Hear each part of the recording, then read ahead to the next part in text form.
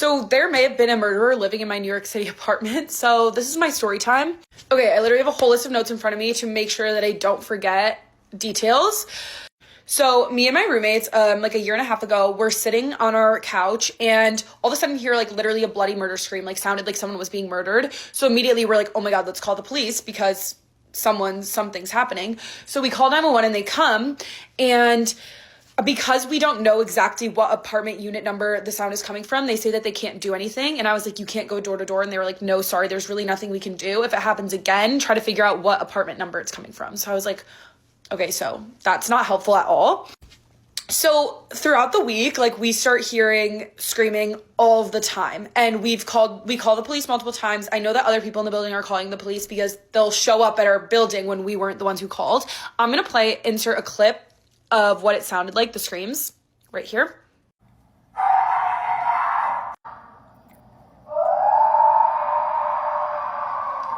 So in that first semester that it started happening, we called the police at least, I would say 10 times. And then so obviously like I started calling the super and emailing like higher up people who own our building, and they were like, unfortunately, there's really nothing we can do. You can't just like evict people in New York City. You need a case. So like send us videos with timestamps of what's going on. So I start taking videos all the time, which it starts to be like literally every single day. It would just be like, oh, he's screaming again, or oh, someone's screaming bloody murder again. So I just started collecting a bunch of videos. So I had like a whole album of stuff that I would send to them so that they could send it to their lawyers to create a case. So I go to NYU, so I'm in a New York City, just regular apartment, but there are other NYU girls, or were other NYU girls in my building who happened to share one of the walls with them, with the man who was screaming. And they said that in like the middle of the night, like he'll be pounding on things. It'll sound like he's hammering things. He'll be screaming. He'll be yelling. He'll be kicking things, punching things, throwing things, breaking things. Like they've called the police multiple times. So other people in our building are obviously noticing it. People start talking, like when we're in the halls, like trying to figure out what's going on and what we can do. So one day in particular, it gets really bad. And I actually don't know, like, I don't remember exactly what happened, but I remember it being really bad to the point where we were like, okay, it had been going on for so long where we like weren't calling the police because we had called the police so many times and there was nothing they could do, that we were like, okay, we're calling the police right now because this is really bad. And they were like, okay, we've gotten other reports. We're sending people. So they send like EMTs, fire department, and police, because we were like, let's do you should do a wellness check. So knock down the door. So for reference, our apartment building is like, the walls are like paper thin. So like if I'm sitting on my couch, I can hear the front door downstairs open, and I can also hear people walking in and out of their units, specifically like if they're on our floor. And the guy was, of course, on our floor. So I heard him come home, get into his apartment, and he did not leave because there's only one door to leave your apartment. So I knew he was in his apartment and he was screaming bloody murder. So multiple people in the building call. So then now into the story, the police come. So they start knocking on his door and he's not answering. And they're like, guys, like he's not home. There's like nothing we can really do. And I was clipping, they're like, okay, we're going to knock down the door. So they got the fire department to come and knock down the door. When they do, the first thing that the firefighter says is, oh my God, it looks like a sex dungeon in here. So that's never a good sign. So they walk around his entire apartment and he is nowhere to be found because he escaped through his fire escape, through the courtyard, and out through the front door of our building. So the second that they open the door, we're all kind of like standing with our heads peeking out of our window, obviously, or out of our door, like obviously want to know what's going on.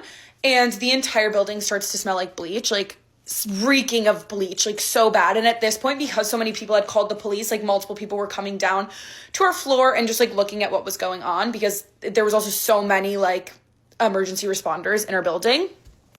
So they said that we didn't obviously look inside of his apartment, but they said that his whole apartment was covered in blue tarps and cleaning supplies. And I believe that I have a photo from downstairs seeing that his window was covered in blue tarps. So if I have it, I will insert it here. So his whole apartment was covered in blue tarps and cleaning supplies. There's blue tarps hanging from the ceiling, blue tarps covering all of the surfaces, bleach, whatever. So we're obviously freaking out because we're also like, where did he go? Like he was obviously here. So obviously at this point, like everyone in the building's really concerned. And so the girls who share the wall with him, like I invited them into our apartment and we were just like talking, and like other people in the building like started talking with us. And the people who live directly above him were like, we've been calling the police obviously for like the screaming sounds, but also because our whole apartment has been smelling like bleach. So we were just really concerned, and like they had been calling the super or whatever because the bleach scent was like going through the vents. So eventually the police are like, sorry guys, he's not here. We have to leave. There's nothing we can do once again. So they leave and we're all still like talking in the lobby. And as we're talking in the lobby, the guy whose apartment it is like comes sprinting up the stairs, runs into his apartment and locks the door. So we're all like, oh my gosh. So we call 911 again. I called them and was like, hi, just want you to know that you guys just left. But the guy returned back to his apartment, re-explained the whole situation. Takes them 45 minutes, but they eventually come back and they take him away into the ambulance, whatever. I don't really know what happened. All I do know is that the girls texted me later that night saying that he returned.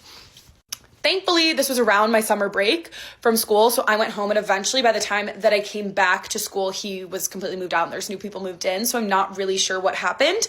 So we asked the building for compensation and they tried raising our rent, and we were like, how about you decrease our rent because we literally had a murderer in our building? And they were like, okay, well, we can't do that, but we're going to give you guys $200 gift cards to any place you want. And I was like, okay, that's like not helpful at all, but like, sure, obviously we'll accept. So I go, oh, I'll get a DoorDash gift card. And they were like, actually, we only like supporting small businesses, which like, okay, totally get and understand. And I also love supporting small businesses, but we literally had a man murdering people in our building. We don't know that for sure. We're not exactly 100% sure what happened. But I feel like the least you could do is give me, like, let me choose where this gift card's money is going. And like, oh my God. And so this is so unimportant to the story, but like, yeah, so we don't actually know what happened. And I actually had multiple people in my building text me being like, hey, did you ever get any update? And I was like, I actually have no idea. Those girls moved out. A lot of people in my building did move out because like the situation did go on for like over a year. And it was definitely getting really crazy and really scary. So I really hope that everything was okay. And I really don't know what happened. I think I am going to reach out to the building and just like see if there's any update. I don't know what they're allowed to tell us or what they're not. But it was definitely really scary. And I hope that that guy got the help that he needed. I hope that everyone is safe. A really crazy part of my college experience was coming home to literally screams of bloody murder and agony. Any time of the day, literally any time of the day. So that was a long way to story time. Wow, this is really long, so hopefully I can edit it down. But thanks so much for watching. Okay, first of all, bloody murder screams are not a casual Tuesday occurrence. The fact that the police were like, unless you have a unit number, we can't help, is terrifying. But here's where it gets crazy. The blue tarps, the smell of bleach, that is literally Dexter 101. You don't bleach an entire apartment unless you are trying to erase DNA, and the firefighter saying it looked like a sex dungeon. That is a level of trauma you do not unpack easily. It's wild that in a city like New York, you can be surrounded by millions of people, but be completely alone with a monster living next door. The landlord offering a $200 gift card is actually insulting. Sorry about the serial killer. Here's some DoorDash. Unbelievable. Speaking of terrifying situations where you feel helpless, sometimes the danger isn't behind a locked door. Sometimes it's staring right at you in broad daylight.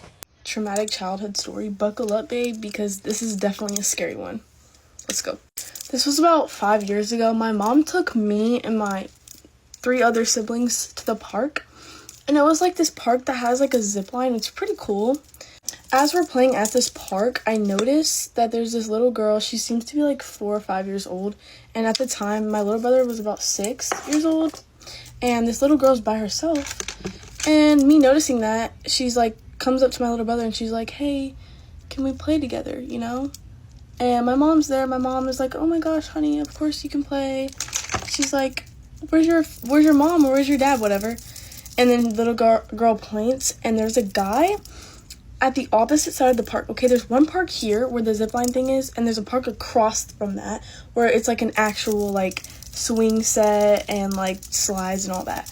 And she points, and then we look over, and there's a guy sitting on one of like the slides just staring at us. Doesn't even say anything when we look over, just... So we start playing with this little girl, right? And we're just having fun.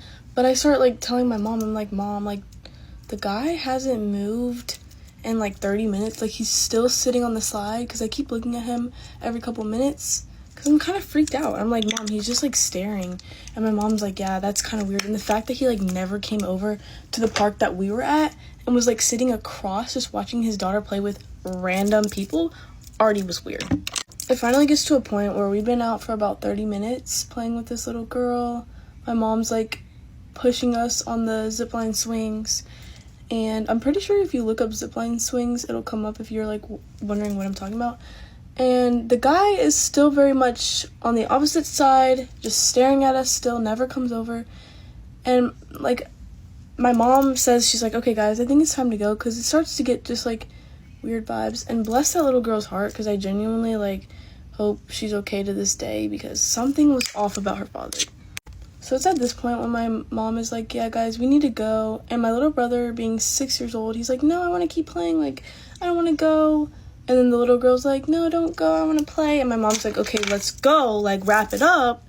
And all of us are like telling my little brother, stop arguing, let's get in the car and go. As soon as we get up and start walking to our car, my mom tells the little girl, go back to your dad. And she's like, okay, because my mom obviously wants to make sure that the little girl's okay, because clearly her dad is not even caring what she's doing. And as soon as we start walking to our car, the guy finally gets up and he starts walking towards us, okay? From the other park, he starts walking towards us, and I'm like kind of freaking out, because I'm like, this just seems like it's some type of horror movie. What is this? This mom's instinct, top tier. Shh. Listen to that. If a grown man is sitting at a playground staring at children and he doesn't have a kid of his own nearby, that is a red flag the size of a billboard. The fact that he used his own daughter as bait, that is heartbreaking. It sends chills down my spine. You know, we always tell kids stranger danger, but as adults, we sometimes rationalize things. Oh, maybe he's just tired. No, if your gut says run, you run. That walk to the car must have felt like the longest walk of their lives. It's scary when darts are obvious, but it's even more insidious when the dart comes dressed up with a smile and a compliment. So a woman on here proposed the question where she asks, what type of mental illness does a woman have to be one of those women that are very like, oh, me and my man, we check out girls together. Me and my man, we pick out girls together. And I wanted to add to that a lot of those women are very predatory. And I have a story about that. When I was a waitress, 19, 20 years old, right? I worked at restaurants. So I worked at Hooters. I worked at a restaurant called Show Me's, which is where this event occurred. And I had a table of a party of about a dozen people. And within that party, there were 2 separate couples. And within one of those couples, I've mentioned this in a video before, the woman had made up her mind as soon as she saw I was her waitress, she made up her mind she didn't like me and she was going to give me a hard time. More than likely, her man wanted to come out that night and she tagged along because she wanted to keep an eye on him. And she didn't really want to be there. And I experienced that so much when I was a waitress. And, you deal with it. It is what it is. So she gave me a hard time the entire night. And this was before, like when you had a party back then, you didn't have like the little thing that you walk around with and you can separate things at one given time. You had to, these people, they're ordering all these different things and arguing about what check it's going to go on, this and that and the other. It's confusing. It was a hot mess. I have 6 other tables that I'm responsible for. I think it was a game night or a fight night. And so when I split the check, it wasn't perfect, right? This person, we're talking like, we had like dollar natty lights at Show Me's. Like they're arguing over like dollar beers, right? And so they're frustrated. It was a mess. And the woman decides to just blow up on me. And one thing about a woman being jealous of you, she will always tell on herself, ladies. Like, you just have to listen. It will come out because she starts cursing me out. And she says, it's not about walking around looking cute. You actually have to do your fucking job, bitch. Like, I remember she called me a bitch. And I'm 19, right? I'm 19. And I remember being very upset. Like, now I kind of laugh at it because it's like, there's no way you were acting like that. Like, girl. Like what? But now that, at the time I was young and I was really upset and I went and got my managers. I had amazing managers that did not play those. They did not tolerate that type of nonsense. They took care of it. And so I went to the bathroom. I remember I was crying. I called my mother. And my mother's like, do you need me to come up here? I'm like, girl, no, you do not need to come up here. Like, it's okay. I'll get through my shift. It's fine. So I pull myself together and I go out to the table and everybody's gone except that other couple that was within the group. And I'm kind of irritated, like, oh, why are they still here? I still have to clean my table off. I still, I have to work. So I go to the table and I start cleaning it off. And I remember I didn't even say anything to them.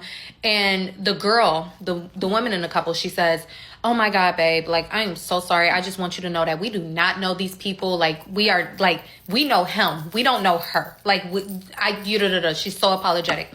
So my defense goes down. I'm like, oh, it's fine. It happens. And I'm standing next to her like this, like I'm cleaning off my table and she's right here. And she begins to rub my back.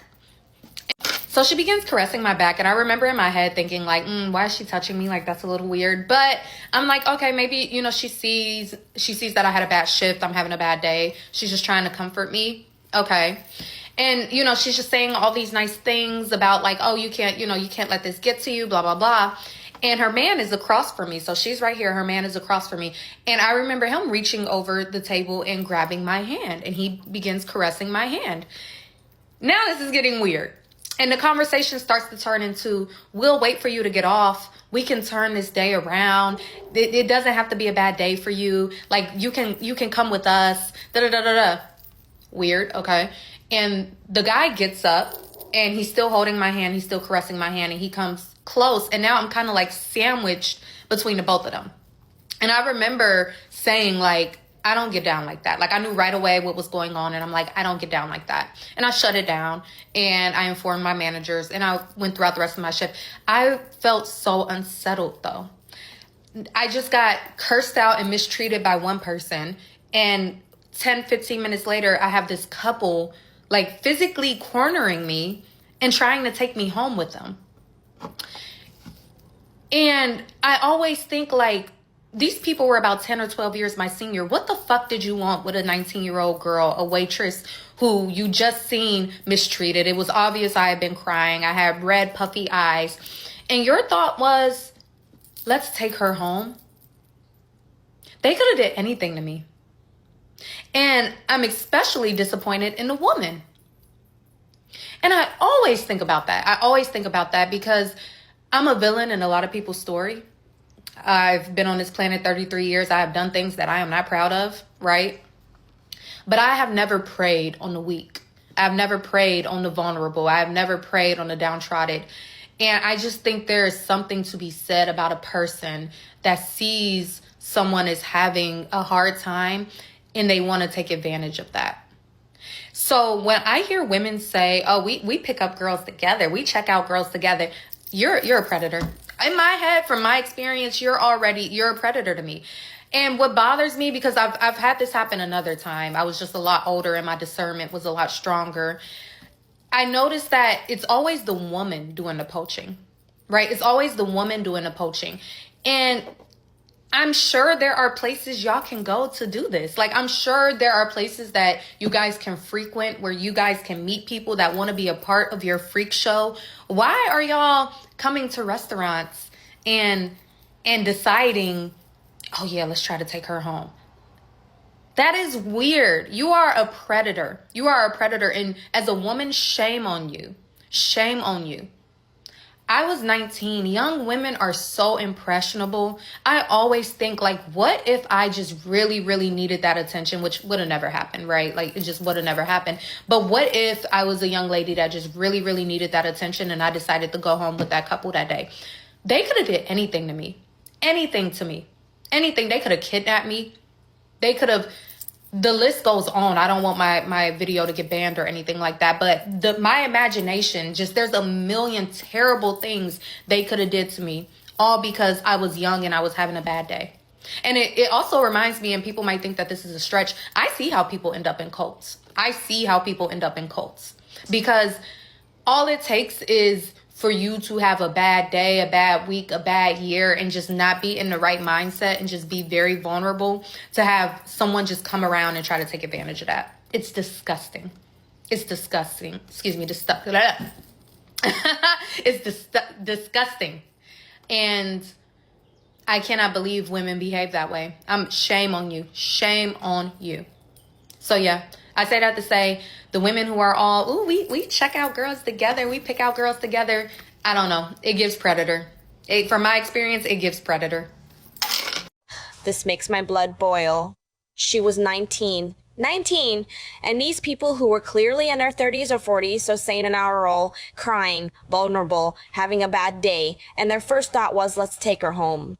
That is not kindness. That is predation. And notice the tactic. The woman softens the target. She apologizes, she touches the back, she lowers the defenses, then the man moves in. It's a tag team strategy. It's disgusting. To the woman in that story, shame on you. You are supposed to protect other women, not serve them up on a platter for your weird power trip. Ugh. It just shows that bad guys don't always look like monsters. Sometimes they look like a bored couple on a Saturday night. That story was about strangers exploiting vulnerability. But what happens when the deception comes from the person who raised you? Also, guys, I wanted to give you guys a story time, like super really quick, about the time when I found out my mom was cheating on my dad. And I wanted to say the story time because the last thing of what I said for my part 3, the last thing was like that I created fake screenshots to basically just get my boyfriend to tell me the truth, whatever, right? I also did the same thing when I needed to confront my mom about her cheating on my dad. I didn't know how to confront my mom because I was like, how would I tell her that I went through her phone and I saw that she was literally talking to the AC guy, like AC repair guy? Like, babe, you could have done better than that. But whatever, like, I'm not even gonna go into that. Point is, I'm not even gonna get into why I even thought she cheated on my dad, because she's never been that woman. But my point is, the way I confronted her, I texted her, making it seem like I was his wife. I was like, hello, I found your number in my husband's phone. Who are you, right? And basically, she was just like, what the fuck? Like, she's telling him, like, I remember specifically, I sent this message in front of her. Because she was on her phone, she was just texting back and forth. And I'm just there, like, sitting, like, in her bed, like always. And I sent the message because I wanted to see her reaction. She lifts up and she's just like, I'll be right back. I'm gonna go outside real quick. Okay. And then I'm inside the room and I'm like, hello? Like, who are you? Why are you on my husband's phone? And then she was like, not trying to answer, right? He tells her that that's not his wife's number and that he's literally in front of his wife and his wife is not doing that. So she was like, what the fuck is sending these messages? And then I say, I know what hotel you were at on Friday, because her ass decided to go to a hotel with him on Friday before, which is what led me to believe that she was cheating. And I found this hotel because I saw a picture of her that she took a picture of, like, the accidental picture of the carpet that day that she was with him. And some other explicit photos that I found on her phone too. But I found that fucking photo and I saw the carpet pattern, and so I was looking at the hotels around town to see which fucking carpet it was, because all hotels have different carpets, like they all. So I found the one, right? And so I sent her a screenshot and she was so livid. She was like, oh my god, they know. I'm chilling, I'm just like what's going on? So then she's just like freaking out. I kind of keep this going for like a few days, and she's just like, him and her are like, he's texting me now. So now I have his number, and he's just like, who are you? What do you want? What's going on? I was like, just tell your family the truth, and I will be gone. But I told my friends about this. They were like, why didn't you get money from him? I was like, girl, I don't think he had money. And also, I didn't really care about the money. Like, I cared about everybody to know the truth. So basically, it got to a point where my mom wasn't even cracking. Like, she wasn't even telling me anything. And I was threatening her. I was like, if you don't tell your family the truth, I'm gonna tell your family. Like, stuff like that. She doesn't know who it is. She thinks it's like someone from his side.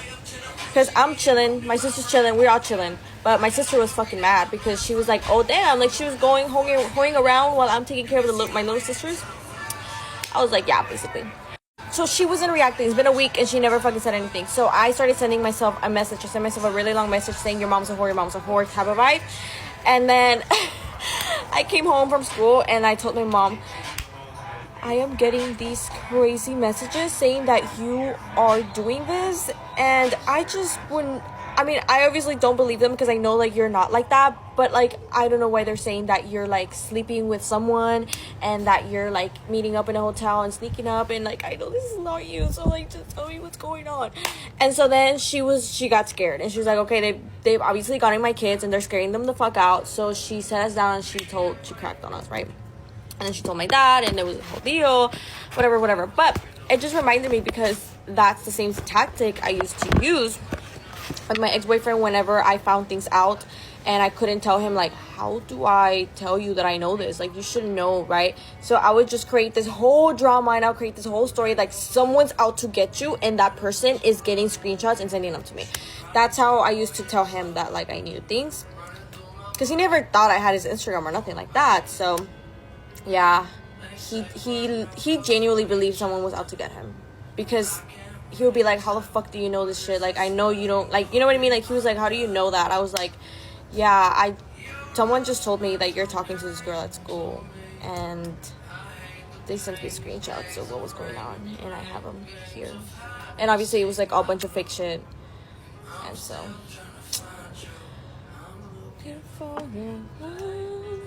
Yeah, so that was the tea, guys. Okay, this daughter is playing 4D chess. Faking screenshots and pretending to be the other wife? That is some FBI level manipulation. But honestly, I get it. When you're a kid and you know something is wrong, you feel powerless. She needed the truth. But finding the hotel by the carpet pattern? The internet has trained us well. It's sad though.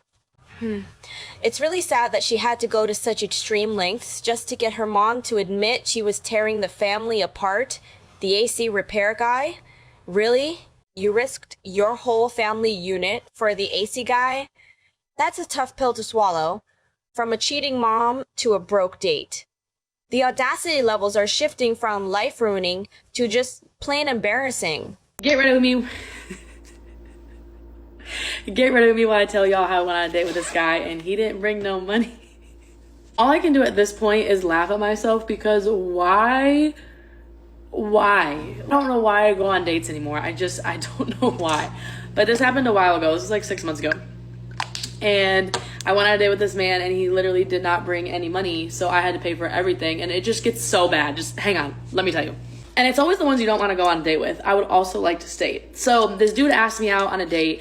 I didn't want to go because it really was giving like do the same thing over and over again and expect a different result is insanity. It was that. He was my type to a T, dreadhead, Chipotle bag, tall, big body bins, like man, right? So I just was like, I've seen this movie and I know the ending. What inspired me to give him an opportunity? But I did. I'm laughing at myself. So he's like, let's go on a date. I'm like, okay, cool, whatever. So he picks me up in a Mercedes Benz. That is a very key point to this conversation. So he picks me up in a Benz and we go out to eat. And I want to say it was during the day. So we decided to like hit this brunch spot. So on the way, I was like, I really like your car. Like it's a really nice car. It was like an older Mercedes GLE, I want to say. And I want to get one of those soon. So I was telling him like, hey, I really like your car. And he was like, oh, thanks. Then he proceeds to stunt on me and tell me that this was not the first car he had. He had two cars. He had a Mercedes Benz and he also had a Mustang, and that both of them were paid off. And honestly, I don't remember asking, but he decided to tell me that both cars were paid off and he really liked his Mustang, but he really mainly drove like the Mercedes around, right? So anyway, whoop-de-doo, I'm like, cool, you have two cars. I love that for you. Go off, king. So we get to the brunch spot and like it's brunch, you guys. And I also do not drink alcohol. I would like to say, so I'm not like downing mimosa after mimosa. I don't drink alcohol. So as far as I'm concerned, I drink water and I get like a plate. Like I'm not an expensive date in any way, shape, or form. We're having a good time. It's decent conversation. He used to be a football player, so I feel like, you know, a lot of them just get hit in the head too many times and there's like not a lot going on up there. I'm proof in the pudding and I will die on this hill. Like, I think the finest men sometimes are just stupid. And I hate to say that, but that's just the truth. And so it was cool. Like, it was nothing to write home about, but it wasn't bad, I would say. So anyway, so the bill comes and I want to say it was maybe $45. And honestly, it was only $45 because he got orange juice and it was freshly squeezed and he got like multiple of them. And so you have to pay like $5 per juice. So he really racked up a tab with some orange juice. He proceeds to tell me when the bill comes, he says, hey, I'm like, what's up? Gave me no inclination. Like, y'all, he didn't tell me before we ordered or anything that he did not have money. He didn't tell me anything. So thank God I got it. Yeah, big dog over here. I got it. I'm like, what's up? He goes, so this is the line he used. Wait for it. He says, and I quote, my bank shut down, my card is frozen due to fraud. So I can't use my cards right now because my bank thinks I had fraud, so my card is locked and it won't be unlocked till Monday. And it was Saturday. And he was like, the banks don't open on the weekends, so I don't have any money until Monday. Okay, so my number one question, when did you figure this out? When did you figure out that your card was locked? And if you figured it out before you picked me up and took me on the date, why would you pick me up? Literally just cancel. Hey, my card's frozen. Or like ask me like beforehand, hey, you know, my card's frozen until Monday. If you still want to go, that's cool, but like you're going to have to pay. Y'all didn't tell me anything. Didn't tell me anything until, oops, time to pay. We already ate. Buddy's full. So I'm like, okay, no problem. Like, I am a people pleaser and I just don't like to have confrontation. Like, I just don't. So I'm like, okay, no problem. I'll pay. So I pay the $45 and then we leave. But it doesn't end there. At this point, I'm like, yeah, take me home. It was fun. But honestly, like, you look like 300 other people that I've seen. You're just as cute as the next one. And, like, you didn't pay. Like, I just feel like, I don't know. That's just, it's a $40 date. Like, I didn't ask him to take me anywhere fancy. I didn't even ask him to go on the date. He asked me and then makes me pay. So we're on our way home. This man's car runs out of gas. So we're on the way home, and his beautiful little Mercedes-Benz, that was probably a freaking rental, to be quite honest, at this point, runs out of gas. So he looks at me, and I look at him like, what you want me to do about it? He says, hey, I'm not going to make it all the way back to your house. Can we stop at the gas station, and can you put some gas in my car?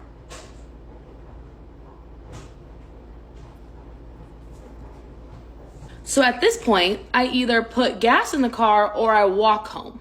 Those are my two options. So we go to the gas station. I put gas in his car. I think I put like $20 in because I'm like, I need to make sure that I get home so I never see this man again.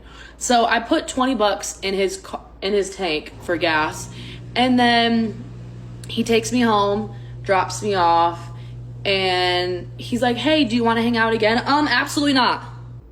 He then proceeded to text me for a week, and my red receipts are on. Left him on red. I don't even know if I left him on red. I more so said I wasn't interested. Like, I don't like ghosting people. I don't believe in that. I'm more like, just tell them it's not going to work out and then move on.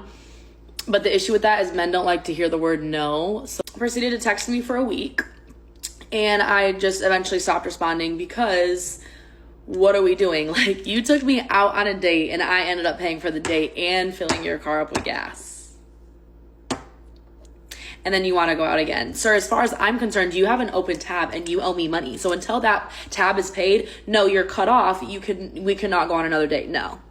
I cannot. I literally cannot. You picked her up in a Mercedes, bragged about a paid-off Mustang, and you can't pay $45 for brunch? Make it make sense. My bank is frozen for fraud. Sir, that is the oldest trick in the book. But the cherry on top? Running out of gas on the way home.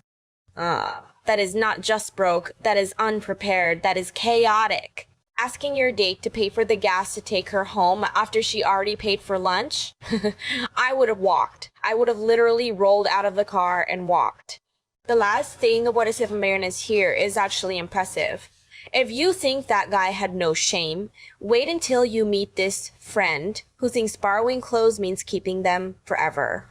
Hi guys, get ready with me while I tell you how my Victoria's Secret bra made me lose one of my childhood friendships. I invited a bunch of my friends over for my 16th birthday party celebration, and I told everyone to come in dresses and like formal suits. So the birthday party goes on, and as a host, you know, you're taking care of everyone and you're not having fun at your own party, even though it was my birthday, but I'm way too stressed taking care of everyone, making sure everyone else is having fun, everyone's fed, and all of that stuff. So my friend, let's call her Sarah. So Sarah comes up to me in the middle of the party and she tells me that she's like really uncomfortable in her dress, even though she wore like the most simple dress. It was really like a black like Skims Hoko type dress, if you know what I'm talking about. And she asked me if she can change. I'm low-key confused because like everyone's in dresses, so it would be weird if she changed, because then she would be like the odd one out. But I'm like, whatever. I had way more important things to deal with because someone decided to leak my address, which is a whole different other story.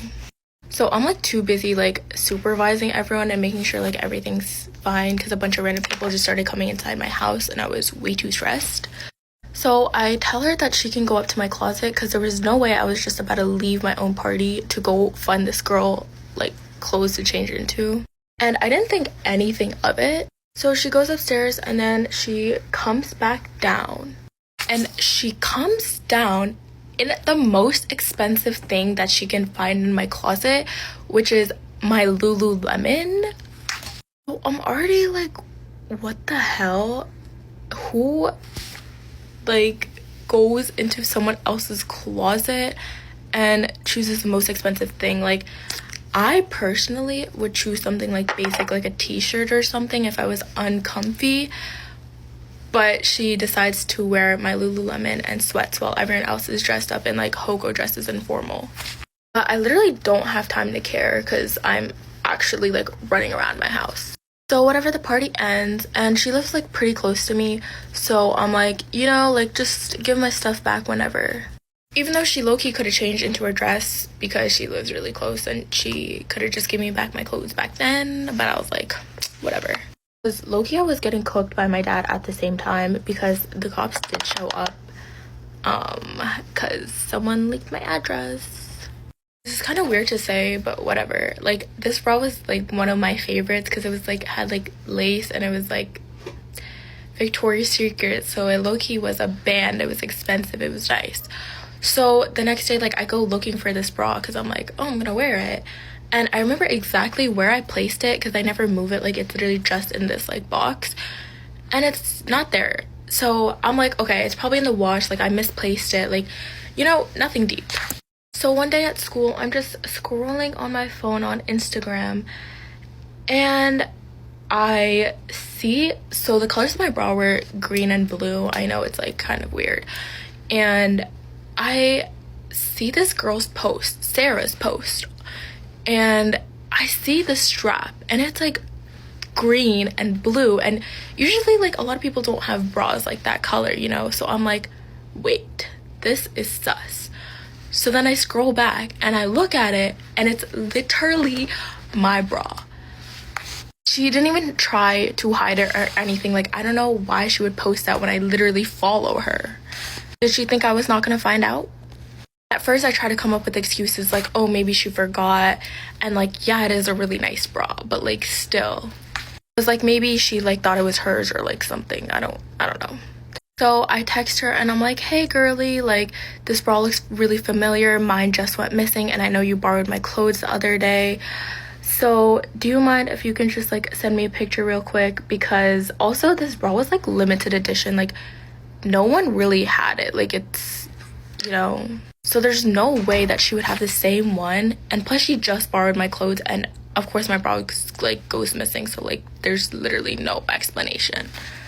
And she's like, hey, so this is my friend, like I borrowed it. And she comes up with a BS excuse and she's like, my friend was going to a concert later and I was wearing a strapless, so we just switched bras or whatever. And I was like, okay, like, can you just send me a picture of the like the size, like the tag, because I know if it's mine or not. And later in the day she like barely responds and I like keep bugging her about it because I know it's mine. Like, oh, I need it back because it was my favorite. And finally, after I bug her for so long, she sends me a picture. This picture is literally, she flipped the bra inside out because I could see the lace at the top like poking out because the whole front is all lacy and it's like poking out, and she sends me the picture with red LED lights on so I couldn't see the color of the bra because no one has a bra that's like green, neon green and blue. And I'm like, hell nah, bro, this girl thinks I'm stupid or something. But yeah, I'm like really understanding because I don't want to be mean about it, like, you know. So I say like, hey, I'm not trying to be weird or anything, but like I know for a fact it's mine and I would really appreciate it if you could just give it back to me because like it was really expensive and if you give it back to me, I'll like completely forget that this ever happened. Like, I'm really nice. And her response will literally shock you. She's like, I don't know why you would ever excuse me of something like that. Like, I would never do that. That's so weird. We're literally went to preschool together. I was like, girl, bye. That's what makes it 10 times weirder. I was so nice. I literally was like, I'll forget this if you just give it back to me. I just want it back. Like, I don't care. And of course, she never responds after I proceed to spam her. And a few days later, on her Instagram, there's like a clear picture that she was wearing mine. And I guess this girl literally did not care that I literally follow her and I could see it. So I got so rage baited that I ended up unfollowing her because I literally could not see her posting in my bra like every day. So now we're not friends anymore because who does that? Who does that? Anyways, thanks for watching, guys. This is a long video, but I wanted to try something different. And let me know if you guys like these insane story times because I have so many other ones. I also wanted to add that our moms were literally pregnant with both of us together at the same time and like almost had us together. Like, The gaslighting. We went to preschool together. Girl, I don't care if we shared a womb. Give me back my limited edition Victoria's Secret bra. It's the audacity to post a picture wearing it. That's what gets me. She didn't even try to hide it. And sending a photo with red LED lights so you can't see the color? That is so petty. It's not even about the bra anymore. It's about the disrespect. You go to someone's house, raid their closet, and then lie to their face? Cut her off. No bra is worth that headache. But the principle is worth war. Speaking of people who just refuse to accept reality, let's finish with the people who make every server's life a living hell. There have been very few times over my years in the restaurant industry where I've been left speechless by a customer interaction. Because a lot of the times, as long as you're asking the right questions, there's very little margin for error or miscommunication. And also a lot of the times complaints have a very simple solution. You remake the food or you comp the food. So let's talk about the times I simply could not make the customer happy. At the second restaurant I was working at, before I started bartending, I was serving. We had a steak on the menu, and with pretty much any steak in any restaurant, it is pretty standard to ask what temperature you would like your steak. And so I remember one time I had this table and this guy orders the steak and I go, how would you like that prepared? He goes, blue rare.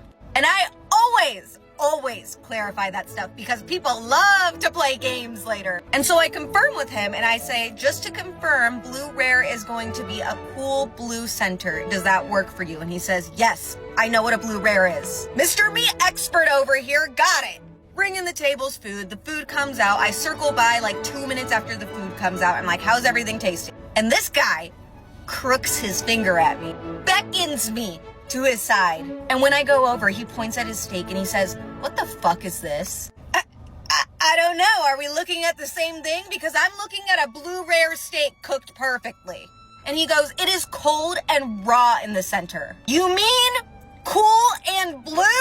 And so I go, no problem, sir. Would you like me to have that cooked up to a different temperature? No, it's already messed up. And you know, I'm trying to tell him it'll be super quick. We can just throw it back on, cook it up to the correct temperature. And he is just not having it. I even offered to get him an entirely different entree on us, which is something I did not need to do because he had more than enough information to make an informed decision, and he still chose to order blue rare knowing it was going to be cool and blue. So he denies everything. He says to just leave it there. He'll eat the sides, and I leave them be. I come back, guess what? The entire steak's gone. I drop their check, and he is outraged that his blue rare steak is on the check. This is not what I ordered. Why is this on my check? And I go, sir, you did in fact eat the entire steak. I offered to fix it for you in multiple ways and you declined every single way I offered. I don't know what to tell you. He paid, didn't tip, whatever. Another time I'm serving this couple. They're there for happy hour, getting a few drinks, getting a few appetizers, nothing crazy. And this is one of those tables that's like, we're not regular customers. We're cool customers. We're down with the service industry. We know what y'all deal with. I kid you not, every time I went to their table, I had to spend 5 minutes there because they went on a different tangent. Besties, I'm always down to yap, but time and place. This was on like a Saturday night. So they order the first few appetizers, everything's fine, and they finish all of their scallops, and then he beckons me over. He's like, just to let you know, those scallops are really overdone. Mind you, this is within like 2 minutes of the food being dropped at their table. All scallops, not there anymore. And I'm like, oh my gosh, I'm so sorry. And he's like, no, it's not your fault. It's just really disappointing. I don't want a discount. I don't want a refund. I don't want you to remake it. I just wanted to let you know how bad this was. And it's really, really hard when people put you in a position like that because you want to help make their experience good, but they literally do not give you the opportunity to. After a while, they decide they want some burgers. So I'm taking their orders, right? They're pretty much identical. They both want burgers, medium, with everything on the side. And the guy orders for both of them. But he clarifies at the end he wants his with the cheese on the side as well. I'm like, okay, just so you know, it won't be melted. Is that okay with you? And he was like, yeah, that's fine. And I walk back to put the order in and realize I should probably clarify with the woman if she wants her cheese on the side as well. So I walk back to the table and I go, I'm so sorry to interrupt, but I just wanted to make sure before I sent in your order, would you like your cheese on the side as well? Just as a reminder, it won't be melted, but I know you want all the other toppings on the side. And she was like, yeah, I would like it on the side. Thank you so much for asking. Life goes on. At some point, their burgers come out. I swing by the table and she looks at me and she goes, what is it? And I look down and I see the cheese. She's pointing at the cheese. And I go, that's the cheese. You know, the cheese on the side for the burger with everything on the side that you got? And she goes, why is it on the side and not melted? And I was feeling feisty this day, okay? This is one of those ones where I just knew I did not make a mistake. And so I look at her and I go, so do you remember when I came back up to the table and asked you if you would like your cheese on the side of your burger as well, since you got all of your other toppings on the side? And I warned you that the cheese wouldn't be melted if it was on the side, and you said, yes, you would like your cheese on the side. I'm sorry, did I misunderstand something? Yes, I said that. And then she just kind of looked at me for like 5 to 10 seconds and was like, I guess it's fine. At the first restaurant I ever worked at, we had this super popular onion dip. People would come in just to get the chips and onion dip. One time this couple walks in for lunch and they want to sit down, have a glass of wine, have some appetizers. I'm happy to serve them. And before I ever give anyone either drinks or food, I always ask for allergies. I'm not trying to turn someone's lunch or dinner experience into an ambulance ride. And so they order their wine, they order a few appetizers. One of the appetizers they order is the onion dip. And before I leave the table, I go, okay, no worries. I'll get that all started for you. Are there any allergies I should let the kitchen know about? And they look at me as if I'm on a different planet. And quite literally did not respond to me and just stared at me. And so I ask again, and they finally both go, no. And I repeat, okay, so no allergies. Gotcha, I'll get that all started. Get it all started, pour their wine, their food comes out, they seem to be enjoying it. And then I check back in about 5 minutes. And by check back in, I mean this woman was waving frantically across the restaurant for me to go over to their table. So I hustle over there and I'm like, what's up? What's the sitch? And the guy goes, what is in this dip? And I'm like, oh, you know, sauteed onions, sour cream, salt, pepper, brown sugar. And he goes, wait. And he goes, did you say onions? Did she say onions? I knew it was onions. Hey guys, anyone want to fill me in on what's happening right now? And so I interrupt and I say, was there something wrong about it? And he goes, I'm allergic to onions. And I don't care when someone brings up an allergy. I don't want to be self-righteous. I just want to make sure they're okay. And so immediately I'm like, oh my God, do you need us to call an ambulance for you? Is there anything I can get you? Do you have an EpiPen? And he was like, no, like my stomach is just going to be really upset. I'm going to break out. And after they freaked out and then assured me right after that everything was going to be okay, I took the chips and onion dip off the bill. I was like, you know what? It's not my fault, but it still must suck to have an allergy scare. And I dropped the bill to them at the end and it has the onion dip zeroed out. And he looks at me and he goes, what is this? Oh, I just wanted to take off the onion dip for you since you realized, you know, you couldn't have it and you weren't able to enjoy it as thoroughly. And he looks at me and he's like, we still ate it, didn't we? Well, yeah, I assumed maybe she finished it, but still, I don't know. I just thought it was kind of nice to take it off the bill for them. Plus, the onion dip was like $8. It wasn't gonna break the bank. And he hit me with the whatever. and dropped his card on the check, and he was like, just close me out. So I take his card, run it, still very, very confused as to what I should have done in this situation. Go back, drop the check, they end up leaving. I go back to grab the check. It has a $0 tip, and at the bottom it said, be a better server. What? What? I wish people understood that working in front of house in a restaurant is a lot like studying psychology. And a lot of the times, things just don't make any sense. Things just don't add up. As someone who respects service workers, this hurts my soul. The blue rare guy? You asked for it cold. Blue means cold. Don't order a steak cooked on a radiator and then complain it's not hot. And the allergy couple? Ugh, I'm allergic to onions. Proceeds to eat the entire onion dip? What is happening in people's brains? It's this weird power dynamic where the customer thinks, if I complain enough, reality will change. No, sir. The dip has onions, the steak is raw, and you are the problem. Be a better server? How about be a better human? So, what have we learned today?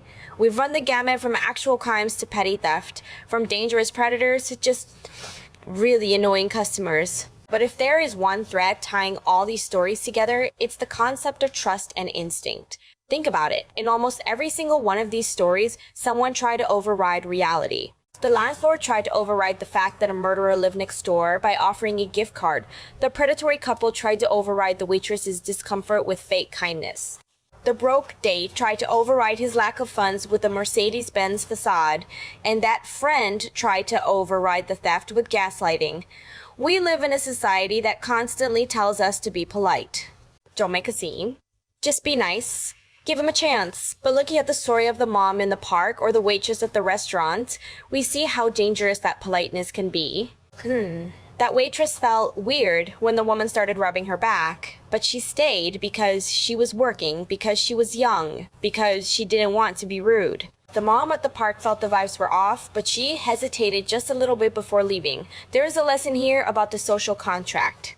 We assume everyone is playing by the same rules, that neighbors aren't killers, that friends don't steal, that dates bring their wallets. But when people break that contract, they often rely on your shame to get away with it. They rely on you not wanting to call them out. Whether it's a cheating parent or a guy demanding you pay for his gas, the moment you feel that friction, that little voice saying this isn't right, you have to listen to it. Don't let someone else's audacity silence your intuition.